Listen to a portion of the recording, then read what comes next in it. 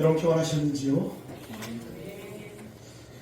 그래도 아직도 좀 쌀쌀하니까 여러분 건강 좀 유념하시고 특별히 우리 손종훈 여사님과 백금자 권사님을 위해서 기도해 주시기를 부탁드리겠습니다. 네, 시편 73편 1절부터 28절의 말씀으로 불합리한 현실 앞에서라는 제목으로 하나님 말씀을 전하고자 합니다. 한번 제목 같이 말할까요? 불합리한 현실 앞에서. 불합리한 현실 앞에서. 네, 시편 73편은 아삽이라는 분이 지은 시인데요. 아삽은 지구로 말하면 성가 대장이나 음악 목사쯤 되는 그런 사람입니다. 그분이 1절에 이렇게 시를 쓰고 있죠. 하나님이 참으로 이스라엘 중 마음이 정결한 자에게 선을 행하시나 이렇게 말합니다. 마음이 정결한 자에게 하나님이 선을 행하신다라고 말하고 있는 겁니다. 마음이 정결한 자는 누구일까요? 구약 시대의 표현대로 따른다면 의인이고 그들은 곧 신자입니다. 선을 행한다는 것, 그것은 복을 받는다라고 읽어도 무방한 표현입니다. 이 말씀은 시편 1편과 일맥상통하는 말씀입니다. 여러분 다 아시죠? 시편 1편. 복 있는 사람은 악인의 길을 쫓지 아니하며 시작하는 말씀 말입니다. 이 시편 1편은 이 시편 전체의 30격으로 우리가 읽을 수 있는 시편입니다.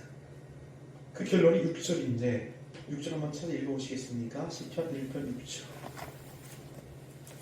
시작. 무릇 의인들의 길은 여호와께서 인정하시나 악인들의 길은 망하리로다. 의인의 길은 어떻게 된다고요? 하나님께서 인정하시고 악인의 길은 망한다. 이것이 시편의 결론이고 아삽의 시에서도 이것을 말하고 있습니다. 정결한 의인들에게는 하나님이 선을 행하신다. 이것이 아삽이 믿고 있는 믿음이었습니다. 그렇다면 이 지점에서 우리는 질문이 납니다. 정말 그런가? 정말 이 증언은 믿을만한가? 라고 우리는 물어야 합니다. 아멘입니까? 정말 그렇게 믿으십니까? 다시 한번 묻죠. 정말 그렇게 믿으십니까? 후회 없으시겠습니까?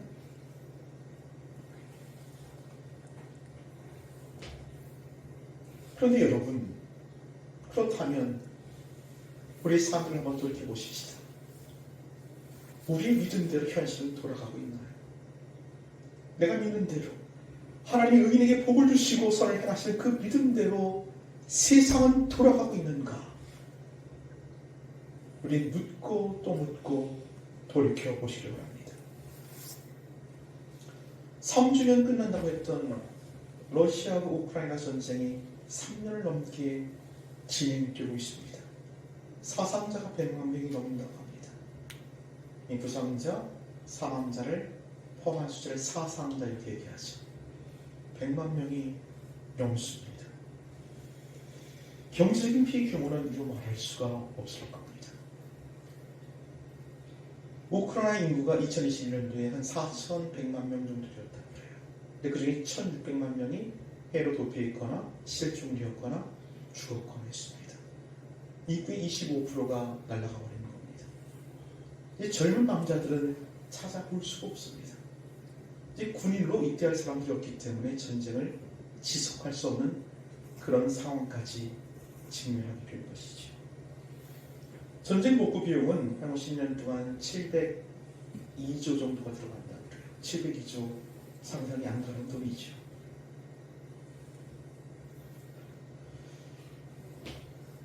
미국 대통령으로 바이든이 가고 트럼프가 취임을 했습니다. 트럼프는 취임하기 전부터 내가 대통령이 되면 하루 만에 전쟁을 종식할 거다라고 헌장담했습니다. 그러다가 3개월로 말을 바꾸더니 드디어 6개월 안에 끝내겠다라고 그렇게 선언합니다.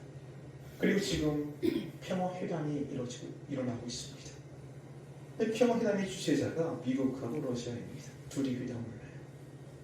전쟁 당사자였던 우크라이나의 젤렌스키는 빠졌습니다. 모든 물자를 지원했던 유럽연합도 빠졌습니다.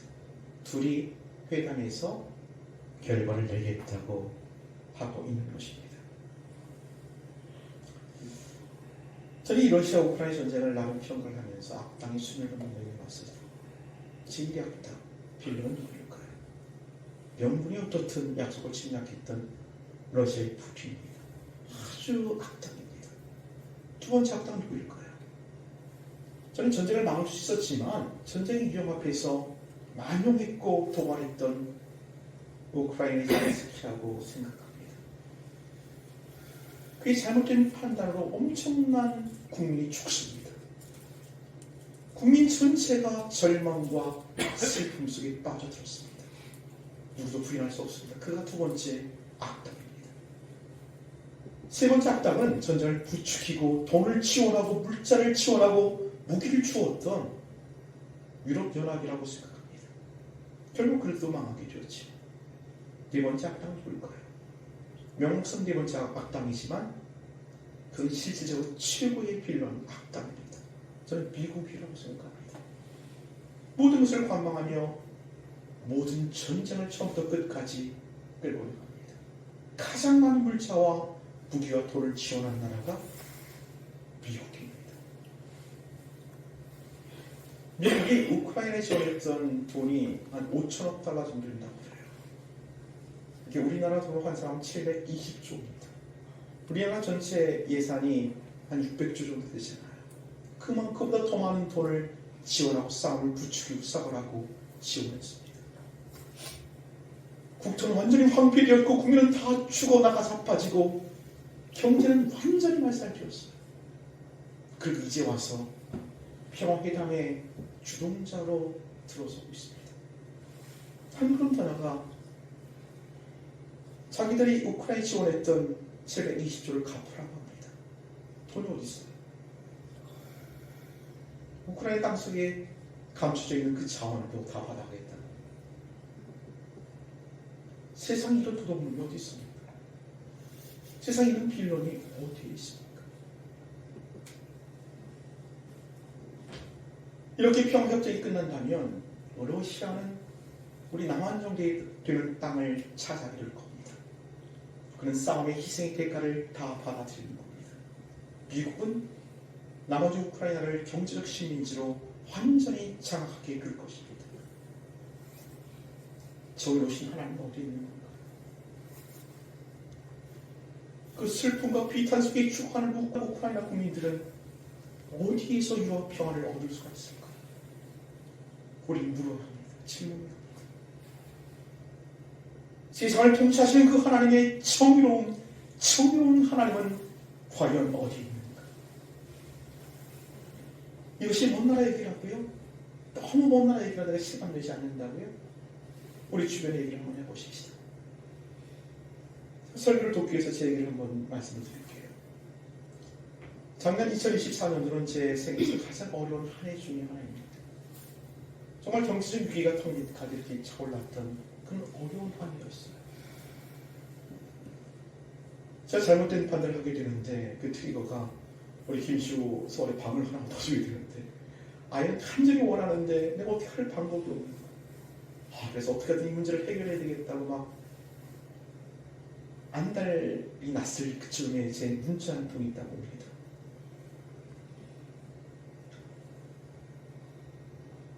$700만 완제라는 말이 뭐냐면 그 비용을 다 대주고 700만 원을 월급을 주겠다는 얘기예요. 그리고 오전 8시부터 3시까지 근무 시간이 짧잖아요. 그리고 5일 근무. 근데 차값은 7천만 원 이렇게 되더라고요. 전화를 했더니 뭐 안성에서 심판실 한 번 갔다 오고 안성에서 2번 이렇게 운행을 하면 된대요. 그럼 정말 할만하고 목표 지장이 없을 것 같아요. 다음날 서울에 사무실에 올라가 상담을 하고 계약을 했습니다. 그리고 차를 샀는데 차가 더 상위 모델이니 뭐 좋으니 그래갖고 8,150만 원에 그 차를 샀습니다. 아무것도 안 보이는 거예요. 이 생각이 내가 따지기 잘하는 사람이거든요. 근데 이 생각이 하나도 안 나. 그냥 700만 원 벌어야 돼. 그것밖에 생각이 안 나요. 그리고 계약을 했습니다. 그리고 그 물류회사랑 또 계약을 해가지고 거기서 일을 하게 된 거예요. 저는 3시에 끝날 것은 생각치 않았어요. 사실 첫 판단은 한 8시쯤 끝나더라고요. 그래도 할만했습니다. 이 정도면 700만 원 받으면 할만하겠다라고 했어요. 그 다음 달부터는 밤을 새워서 또 일을 시키는 거예요. 계속 일을 시키는 거예요. 그 물류회사에 항의를 했더니 우리는 그렇게 계약한 적 없다고 딱 잡아떼는 겁니다. 그래서 저한테 차를 판 그 회사에 항의를 했더니 처음에는 자기들이 알아보겠다 했더니 그 물류회사 사장이 있어서 어쩔 수 없다고 이런 식으로 나오는 거예요. 이거 뭐 정말 난감한 상황에 빠졌습니다. 그래서 내가 어떻게 하든 내가 참고 내가 일을 안 하겠다고 한 달 동안 했었잖아요. 뭐 사고도 나고 막 그랬었잖아요. 이 체력적으로 감당이 안 되는 겁니다. 남떨어지로 몰린 그 사람의 심리를 여기서 사기 쳐먹는 그 사람들은 불로소득으로 잘 먹고 잘 삽니다.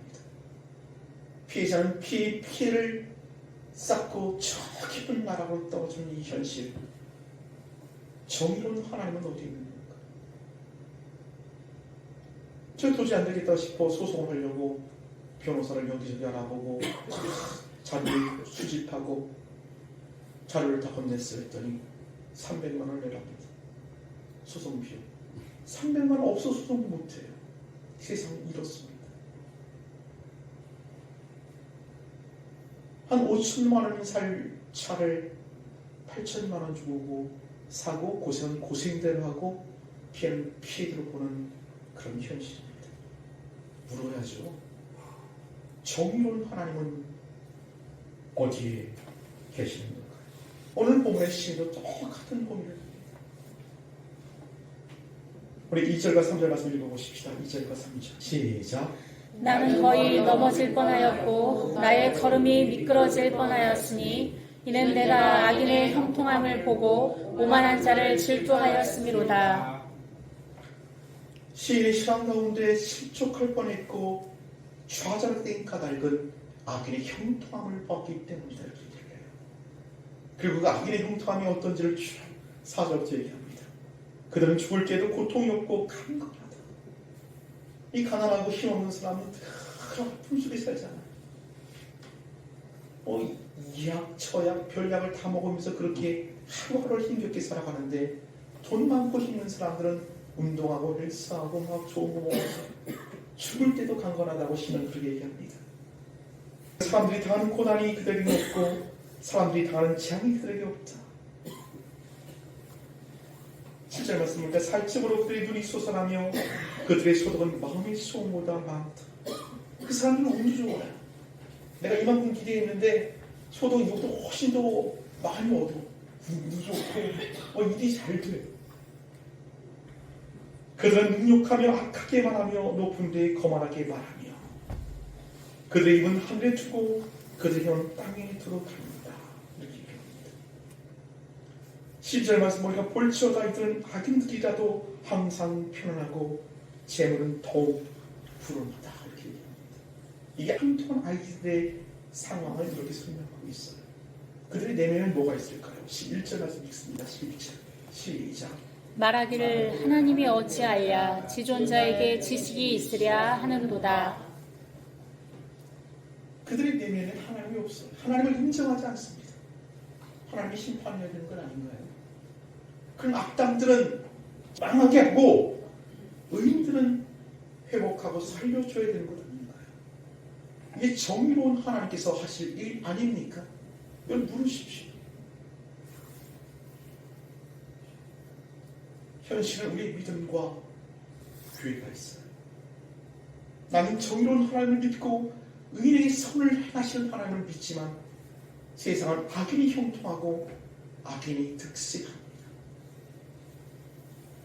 이런 불합리한 세상을 우리는 어떻게 살아야 할까요?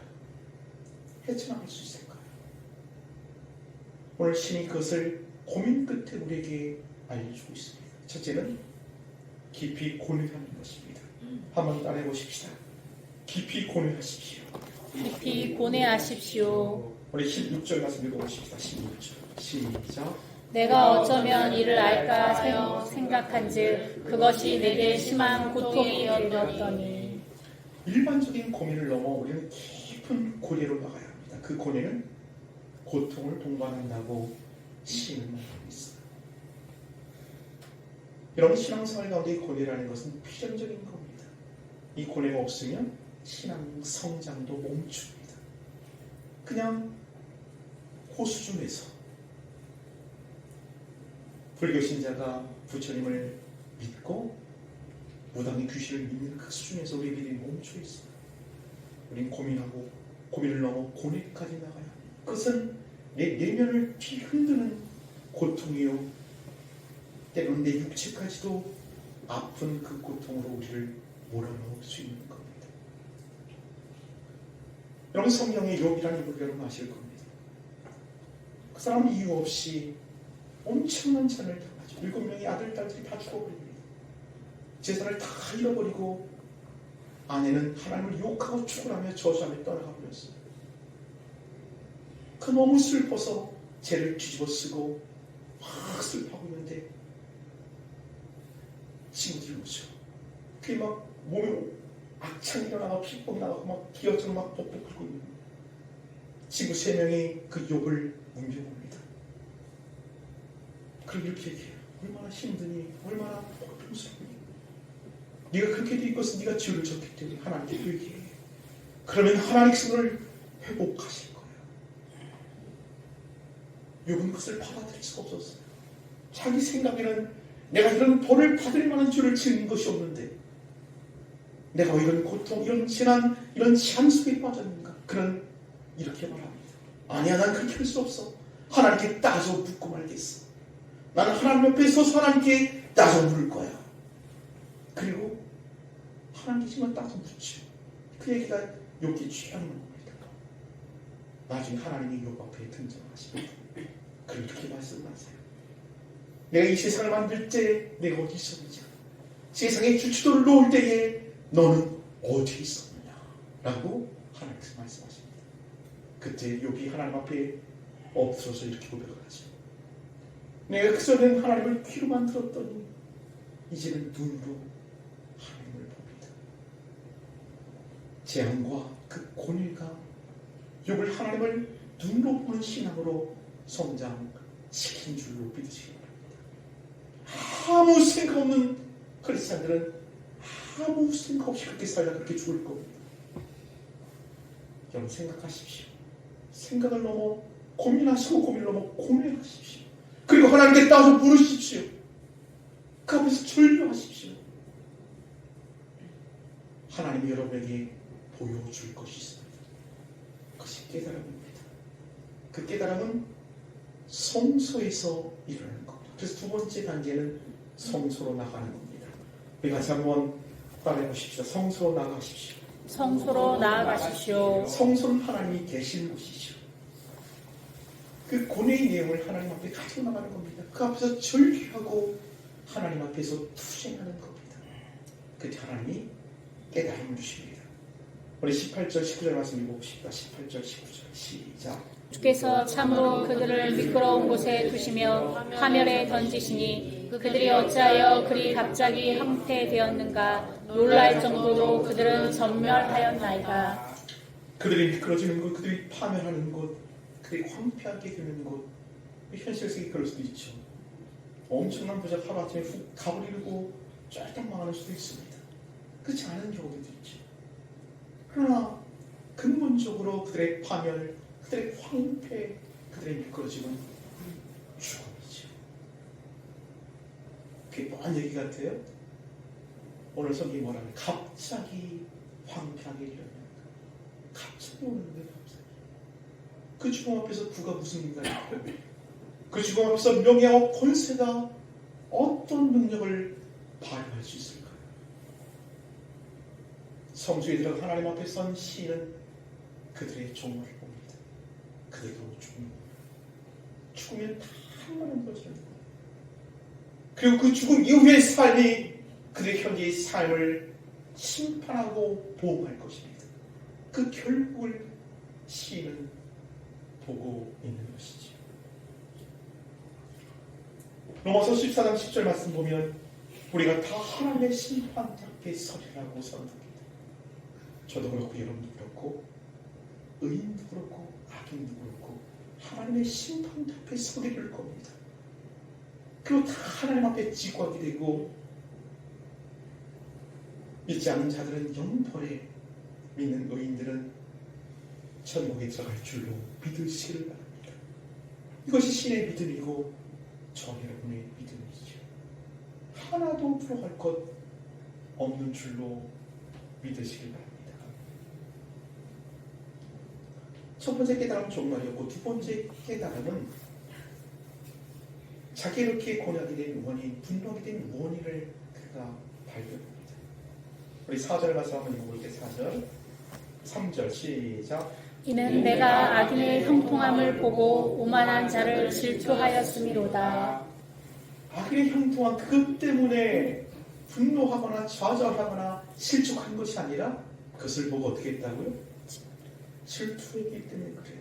내 속에 여전히 뭐가 있어요? 그들처럼 나도 구하고 싶다, 나도 형통하고 싶다, 나도 권세를 가지고 싶다는 마음이 가득했기 때문에 그것이 그를 실족시켰다고 깨닫습니다.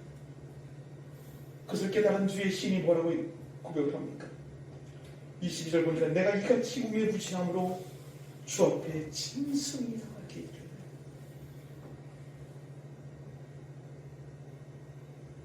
제가 한 번은 그 트럭을 끌고 이렇게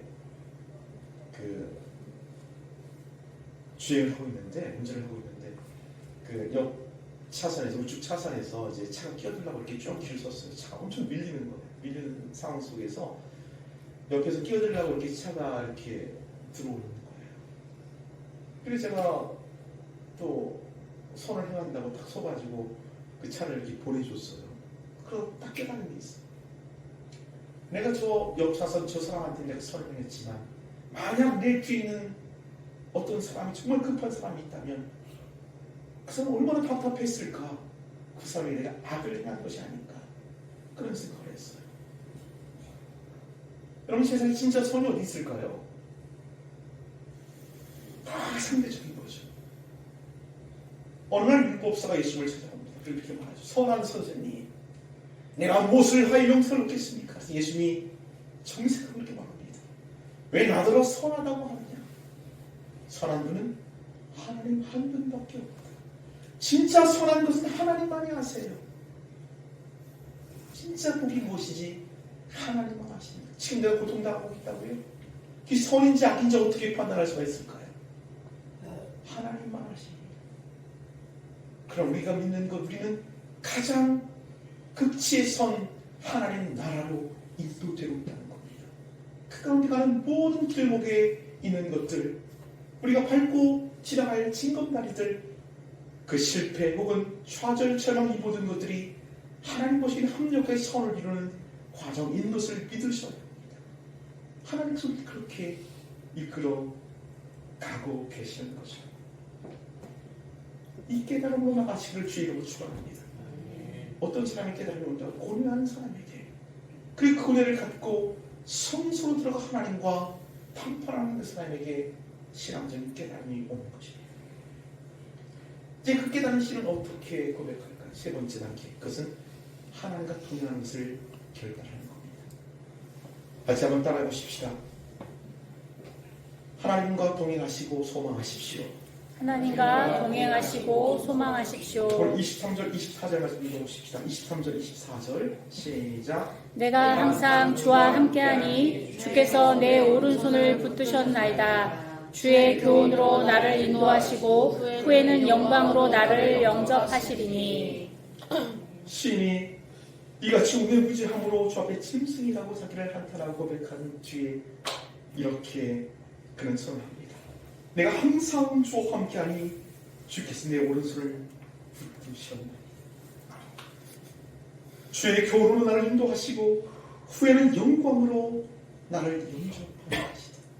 이 땅을 사는 동안에는 하나님과 동행하다가 결국엔 영광의 그 나라에 들어갈 것을 그는 선언하고 고백하고 있는 것이죠. 제가 여러분에게 드렸던 그 전에 그 사고난 고백, 그 간증 다시 한번 들어보시기 바랍니다. 제가 밤을 꽉 새고 그 다음날 일을 해가지고 거의 한 30시간 이상 일을 하는 그런 시간이었어요. 비몽사몽간에 일을 하다가 이제 유턴하다가 그 버스를 확 긁었잖아. 그리고 사과를 하고 다시 그 사과를 추스리고 운행을 하는데 마음이 무너지는 거야. 이 사람이 잠을 못 자고 피곤하니까 막 감정이 막 격해져가고 우울해지고 막 떨어지는데 막 걷잡을 수가 없는데 이 격정을 막 걷잡을 수가 없어. 하나님 앞에 막 돌아가면서 하나님 나 좀 도와달라고. 하나님 내게 기적을 좀 보여달라고. 저 피해본 운전자에게 전화 오지 않게 해달라고. 이 사고 그냥 무마되게 해달라고. 근데 막 하면서 내가 그 전에 설계했던 건 다른 내용이잖아. 내가 잘못한 거 있으면 그 대가를 지불하는 것이 내 설계 내용인데 그 얘기를 않고 막 얘기한다. 난 기적을 보여달라. 그 하나님 앞에 이렇게 막 얘기를. 하나님, 내가 하나님 시험한 건 아니지 않습니까? 내가 힘들어갖고 하나님 앞에 지금 떼쓰는 거예요. 하나님 나 좀 도와달라. 그렇게 징징대면서 한 7, 8시간 마지막 운전을 했어요. 그리고 저녁에 집에 들어왔는데 아무 말도 못하게 있는 거예요. 그래서 씻고 그냥 잤어요.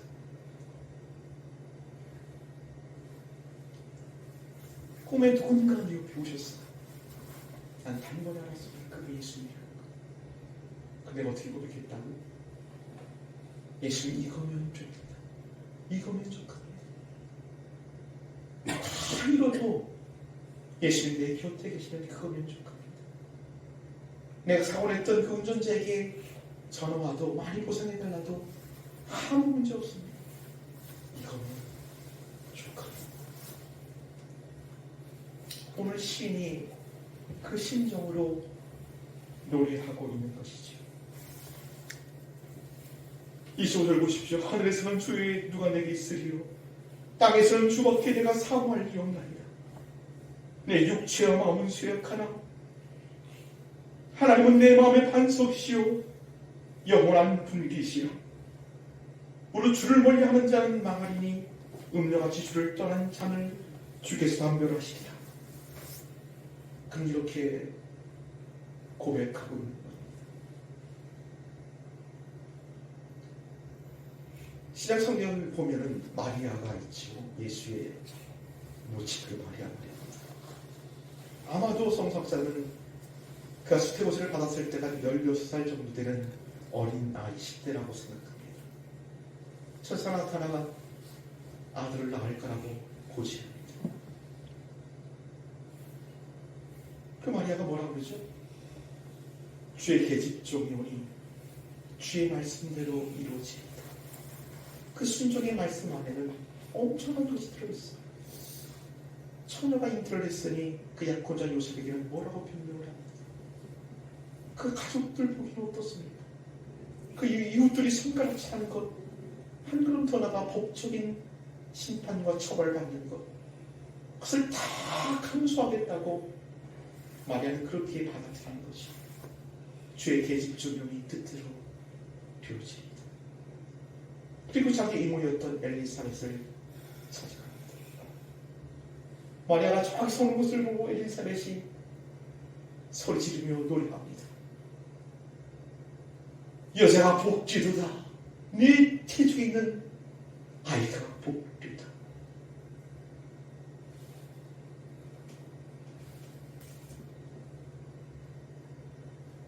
사랑하는 여러분, 이것이 이해가 되십니까?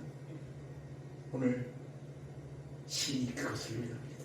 하나님을 가까이 하니 내게 복이라. 믿으시겠습니까?